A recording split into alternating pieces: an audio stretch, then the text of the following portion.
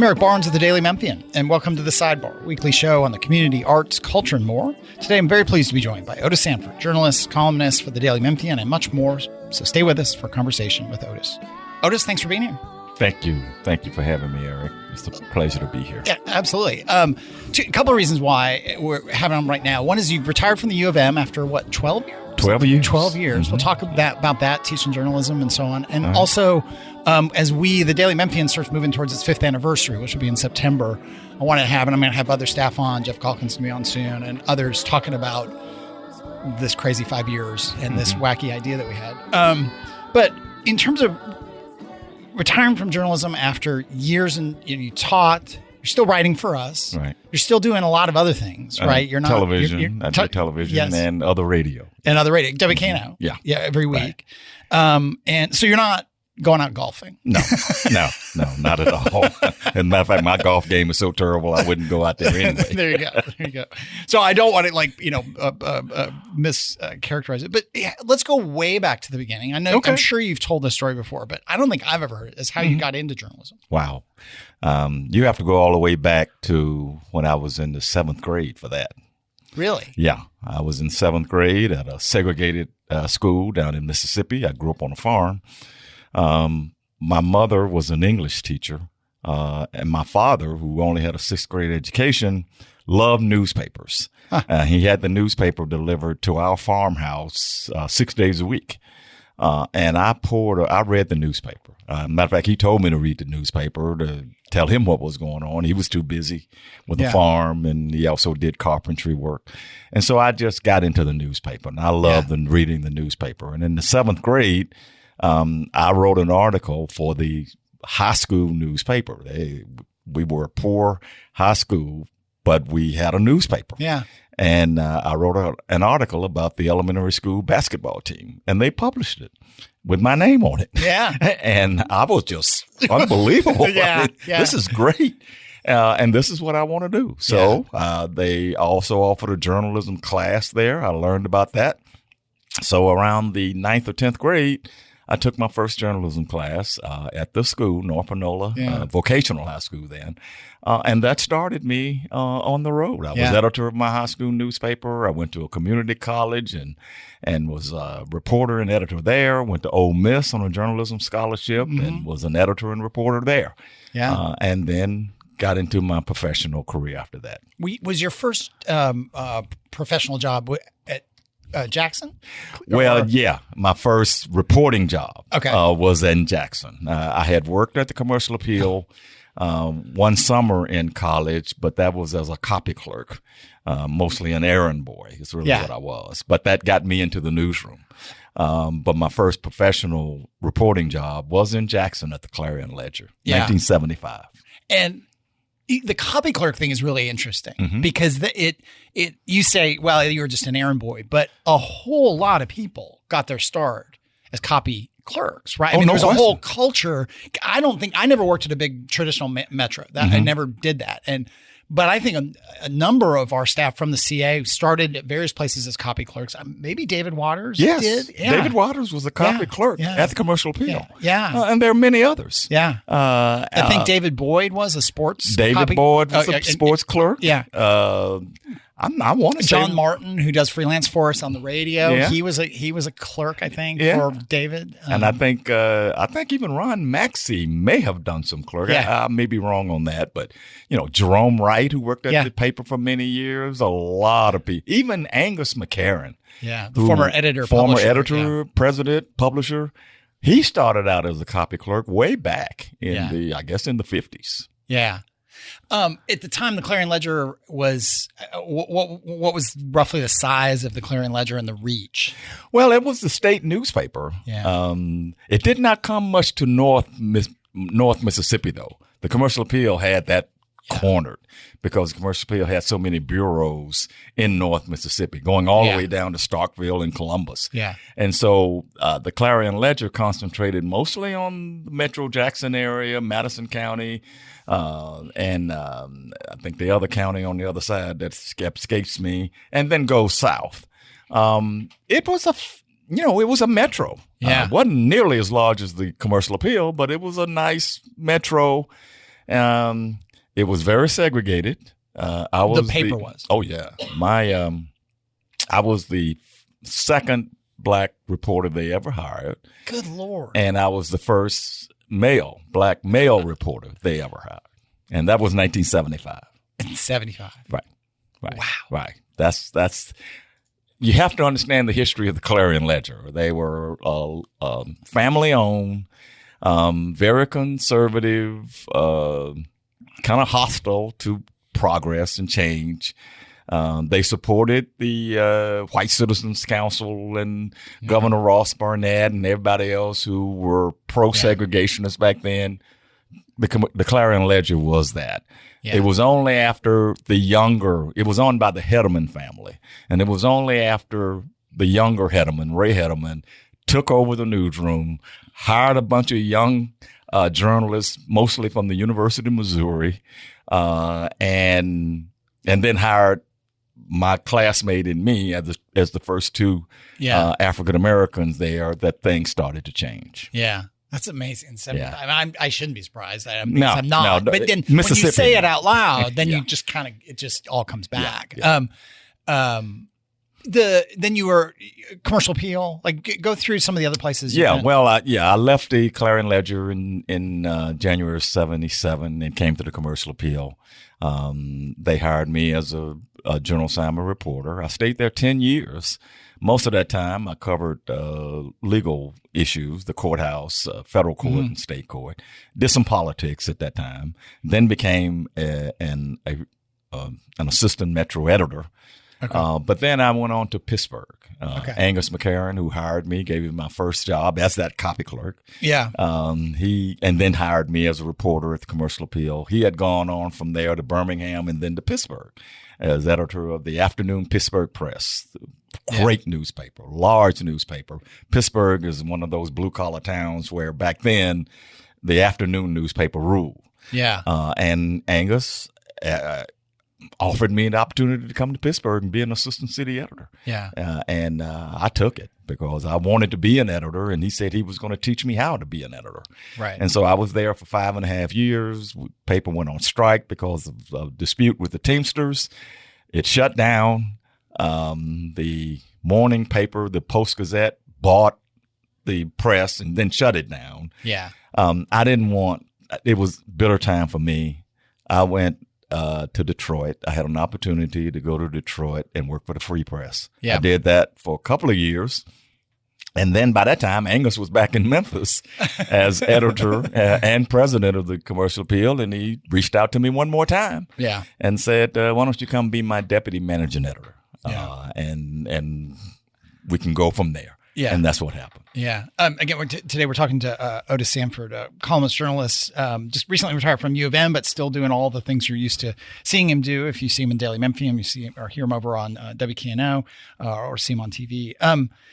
It's hard for people. I mean, I think about Daily Memphian being, this digital first, 65% of our people read it on our phones. I'm guilty of doing that. It's just it's just so different, and that what you talked about being a child getting the paper 6 days a week and just being in that whole, a newspaper back then was something that I think people, in their teens can't imagine. Because it was sort of this, I've said this before, and I know it's goofy, but it's a little bit of the internet delivered on your doorstep, right? It was local news, exactly what it was. National news. It was job listings, what's for sale, where you could go, restaurants. I mean, it was this incredible utility. It wasn't just the journalism. The journalism was extremely important, obviously, but all that utility in this package, this tidy package, 6-7 days a week. No question about it. I mean, I think that's a good way to put it. It was the internet back then. For anybody, because you could find anything you want in a newspaper, and really good newspapers. And at that time, the Commercial Appeal was a really good newspaper. The Press Senator was a good newspaper, and they gave the community what the community wanted. Yeah. I mean, you wanted to learn who got married? Go to the newspaper. You want to know who had a baby? Go to the newspaper. Yeah. You want to know who filed for bankruptcy or sued each other or got a divorce? You can find it in the newspaper. I mean, that it had so much utility to it. That's why people relied on it. it was really important if something was in the newspaper. That's the way people saw it. Yeah. I'm kind of embarrassed. I had not been to Memphis Chess Club, the coffee shop and restaurant and game. They do chess, but they do other games and so on. I hadn't been there until this last weekend. And there's a whole newspaper theme. If you haven't been there, on the walls, there's all these old papers and a bunch of different papers from the region. And there's part of the clips on the wall, or the clipping out. You and I, everyone in this room knows what that means, but literally clipping out an article and getting it framed or sending it to somebody. There was a local chess championship. And that was the story. And the idea, I wish we could do that story now, but I'm sure there was a regular drumbeat of local chess coverage and bridge coverage. Oh, yeah. And all of that it's hard to explain to people what newspapers used to encompass. No question. We had a bridge column, as I recall, in the newspaper for many, many years.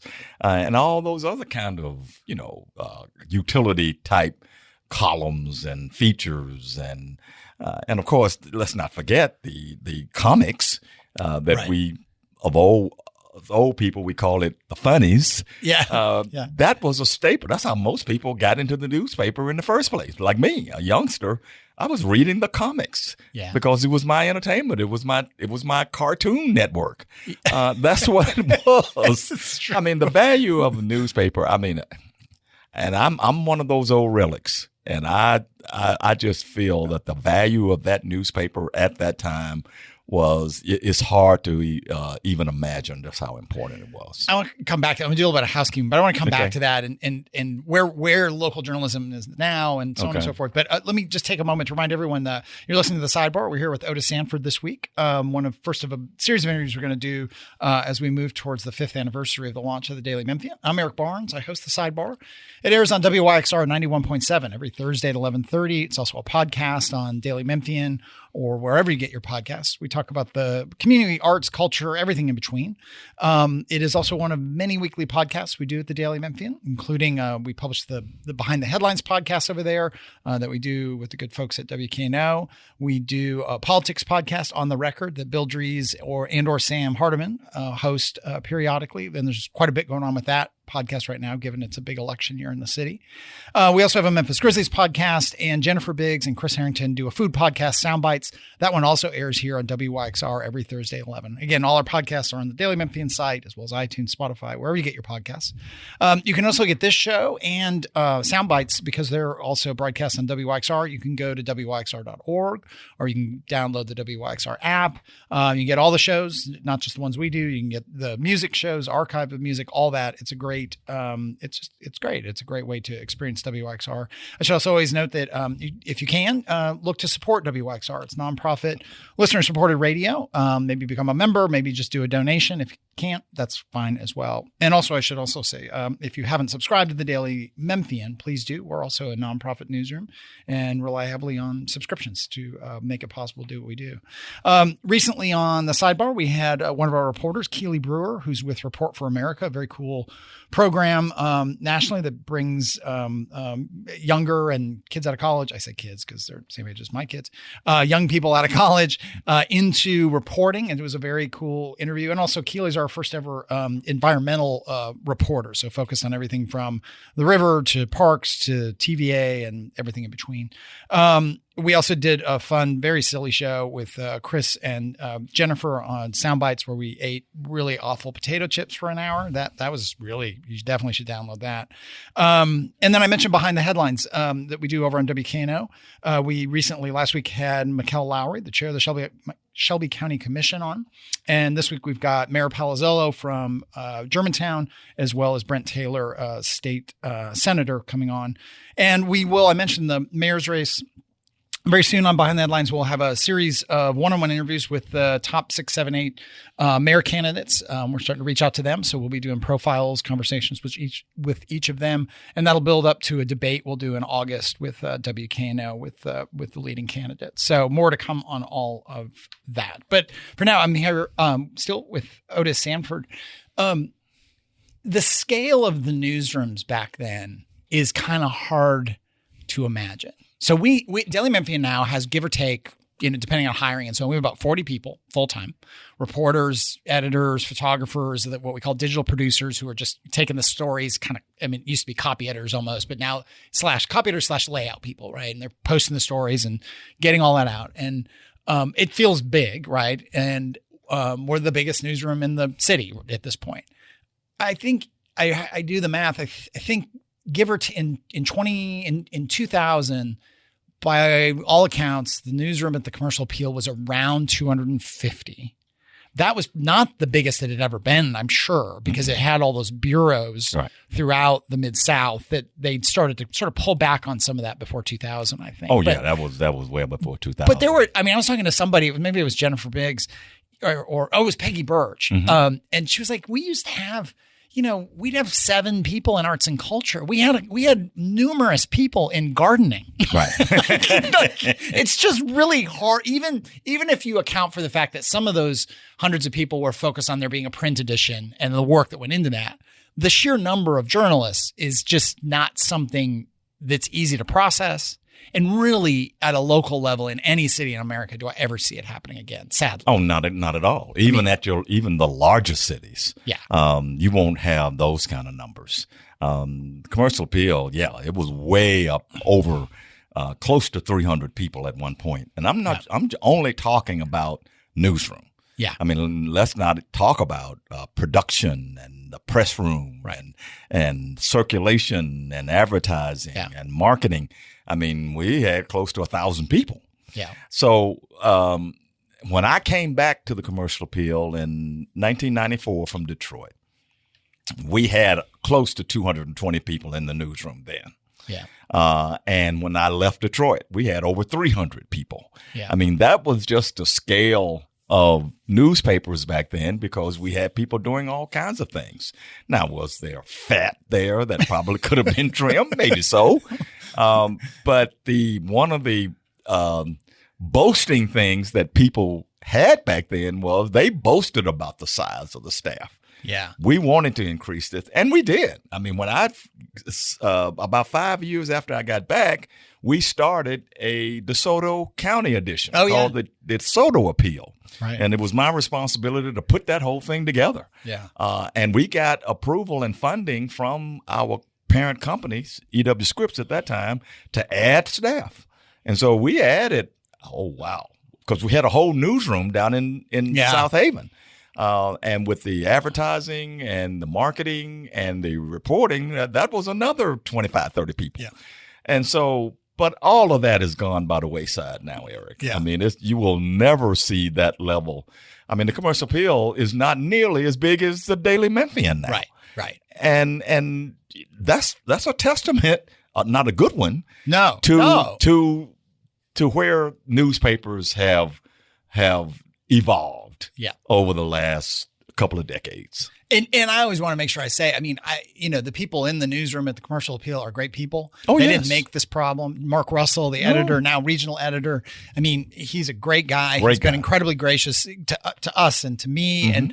And me. And Memphis has been really well served by, it's an anomaly. I say this all the time, that we are an anomaly, that we've had 2 daily papers. Now, they may not be 200-person papers, but you had 2 papers going at it for 5 years. And I think they made us better. I think we made them better. I think they made changes after we launched that were very smart. And it's just the corporate leadership really, I have a lot of issues with, and it was why we launched. But it's not about the really good journalists in Memphis who are doing the best they can with a bad situation. Well, no doubt about it. And corporate has made. No doubt about it. I know for a fact that the launch of the Daily Memphian, the out of the gate response that the public had to the Daily Memphian was a wake up call for Gannett. And people at the Commercial Appeal and USA Today Network Tennessee. They had taken advantage and ignored pretty much Memphis up to that point. Yeah. And they stopped doing that. Yeah. And they started to put some resources back into it. And they started to having, there was one point, Eric, where I looked at a Sunday Commercial Appeal and there was only 4 stories in the whole paper that was local. On a Sunday paper. And that was before they changed. That was when they were going really hard on the Tennessee network thing. Yes. And so you got stories about sidewalks in Knoxville, and you got stories about things going on in Chattanooga and stuff like that in the Memphis Commercial Appeal.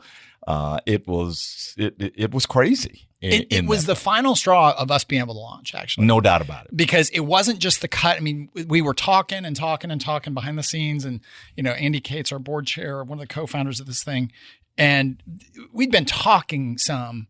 But could we raise the money? What would we do? And then they launched that and went all in on that Tennessee network and the Knoxville stories and the Memphis and the top 10 rooftop bars in Nashville. Right. That was the final blow. Right. I mean, it really was. And they smartly pulled back on that at first after we launched. Mark Russell, I mean, I'm sure I don't know how he did it, but he got that done. And it was smart for them. They got refocused on Memphis, and it was good for Memphis. It still is. It's just they've attrited since then. I mean, just because of through no fault of theirs. Well, you just said a few minutes ago that Memphis is being well served by all of this. Yeah.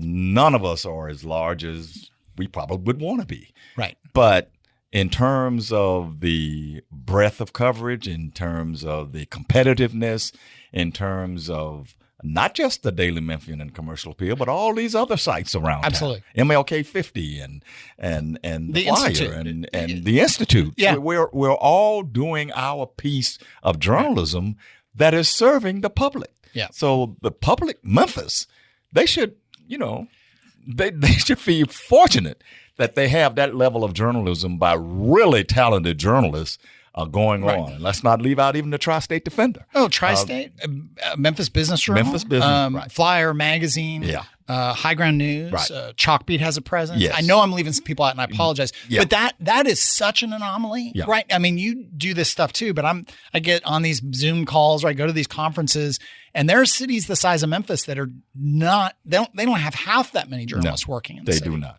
They do not. And then there are a lot of other cities that are sort of looking at what's going on here in Memphis and trying to see if there was any way to replicate everything that's going on. But this didn't just happen overnight.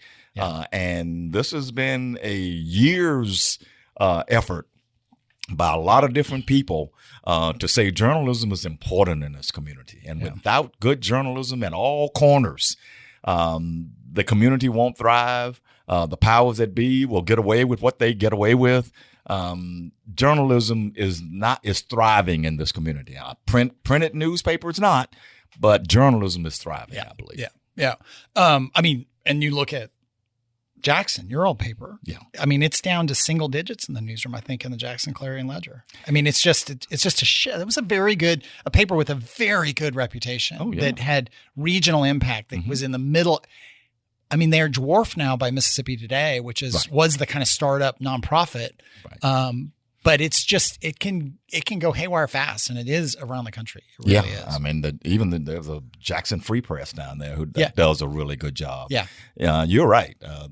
The Clarion Ledger, after they had management changes and all of that, and then of course Gannett bought it. They did some very aggressive special education reporting back in the early 1980s and won a Pulitzer Prize for that. Yeah. So, I mean, and they really focused on diversity. I mean, they've had African Americans at the top levels of that newspaper for many years. And so, it is now, though, it's just part of the Gannett way of let's just regionalize everything and, we'll make it up with stories that are not necessarily in Jackson. Well, and I mean, I'm still involved in the Tennessee Press Association, and I know folks who are independent publishers in Middle Tennessee and smaller kind of mid-sized suburban areas or small towns in Middle Tennessee, and they say, as far as they can tell, there literally aren't any people working for some of the Gannett papers. There's no ad staff. They're sharing content out of the other bigger markets. And I mean, it's national. It's a national thing. I mean, it's really terrible. I mean, I think I do my numbers, but it's something like, is it almost 2,000 papers that have shut down completely in the last 20 years or something? estimates of 1,500 plus what they call ghost papers, which is probably what we're talking about. These papers that are just sort of operating zombie papers might be better because they keep going out every day, but they really don't have any local presence. I mean, it's a really, and then the cuts in journalism nationwide to local journalism has been something like 90%. I mean, the total number of local journalists. Yeah. So it's super depressing. It is. Very depressing to even talk about. But I mean, it is why we exist and so on. But for you, with just a couple of minutes left, I mean, you've been teaching for the last 12 years. U of M, I mean, I think half of our newsroom is U of M. It might be more than that now, 60% maybe. You still taught up, until this year. I mean, are these kids making a bad decision? I say kids again, I'm sorry. But, are these are these college students making a bad decision? No, I don't think they are. No, absolutely not. And if I thought they would have, I probably would have left the department a long time ago. Yeah. I mean, I think what we have done has been unbelievably impactful, not just because I was there for 12 years, but because we had a faculty that recognized what the future of journalism and communication was going to be. We stopped talking about newspapers, ink on paper, many years ago. And so we changed even the name of our department to journalism and strategic media. Well, what that means is we're looking at other forms of media, including what we're doing right here. And also multimedia journalism and video and using social media. And I think we have a wonderful department. Yeah. I hate to leave it, but, it's just my time to move on. But yes, we are producing some of the quality journalists out there who are in this newsroom. They have gotten jobs elsewhere, including in television. They're moving on to larger markets. And they will all tell you that what they learned at the U of M Department of Journalism and Strategic Media got them where they are. And I know that to be a fact. It's one of the best jobs. And I've had a lot of great jobs in this business area. Yeah. But working as a journalism professor for the last a little over 12 years is one of the best things I've ever done. Yeah, that's awesome. We have just a minute left here. There's so much more to talk to you about, but, well, I won't even. I had all these things I was going to talk about, but the clock is running. Maybe I talked too long. No, not at all. Not at all. We'll get you back. Get you back. I was going to talk about the column writing and the criticism. And you have this great way that you talk about it. But let's not try to even do that in 30 seconds. What I do want to ask, because I ask really everybody, if I remember on the show, what was the first concert you ever attended? The first concert I ever attended. It actually was a review that they used to have at the Mid-South Coliseum, sponsored by WDIA. And it was called the Starlight Review. So it wasn't just one person. It was a group of entertainers. Yeah. The Barkays, Little Milton. I can't remember who else was on that show. The first single concert I ever went to was a James Brown concert. Nice. Oh, my God, for the win. God. Where was that? Here in Memphis? Here at the Mid-South Coliseum. Oh, that is fantastic. What year would that have been? Lord. I would have say late 60s, early 70s. Man. But, boy, I mean, I could in his prime. Jackson 5, Sly and the Family Stone. I mean, that's so great. We could have a whole show about that. Well, we might do that. And column writing. So anyway, we are out of time, though. Otis Sanford, thanks so much for doing this. Thanks for being here. Again, if you missed any of the show today, you can get it at WYXR or as a podcast at Daily Memphian or iTunes, Spotify, wherever you get your podcasts. Thanks very much, and we'll see you next week.